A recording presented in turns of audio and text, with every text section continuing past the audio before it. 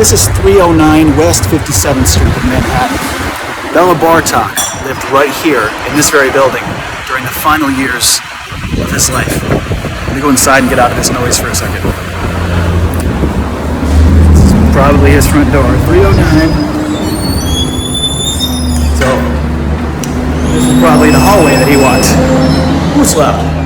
New York City's loud, man. This is probably the hallway that he walked every day to go get his coffee or there's a weed shop next door. He probably went there to get his weed. But he left Hungary because of his opposition to fascism. He and his wife fled there in 1940, leaving behind his homeland, his family, his friends, his whole culture, and his instruments. And when he arrived in New York, he was already in poor health. You guys can go ahead. You don't have to wait for me. Yeah, we're talking about Bartók. I figured. I didn't want to interrupt.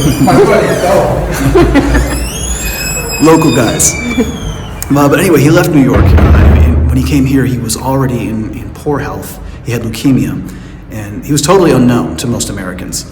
It's crazy to think that one of the most revolutionary composers of the century lived in this tiny New York apartment in his later years, barely scraping by, cataloging old folk tunes at Columbia University just to make ends meet and pay the bills. And he found the city, as many people find it now, noisy, impersonal. I find it lovely and beautiful, but it is very noisy and impersonal. And he was very lonely, and out of all that displacement and loneliness came one of his greatest works.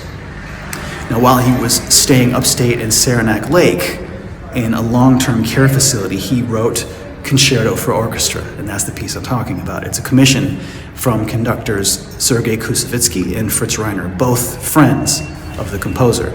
It's a piece that is bursting with energy and humor at times and moments of deep sadness and darkness, and it's one of my personal favorites. Bartók, he died of leukemia here in New York in 1945, just 5 years after arriving here. He was eventually buried upstate, I can't remember exactly where. He was there for 40 some odd years, and his body was moved to Hungary in 1988.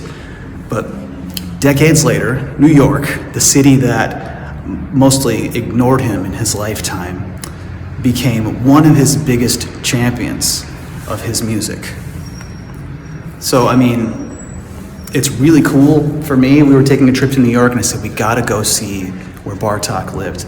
It's very cool for me to stand in the same spot, to be in this hallway that hopefully was here when he was here, and where he looked out at the city, where he walked through the city thinking, maybe I'm never gonna return home to Hungary. He probably knew that.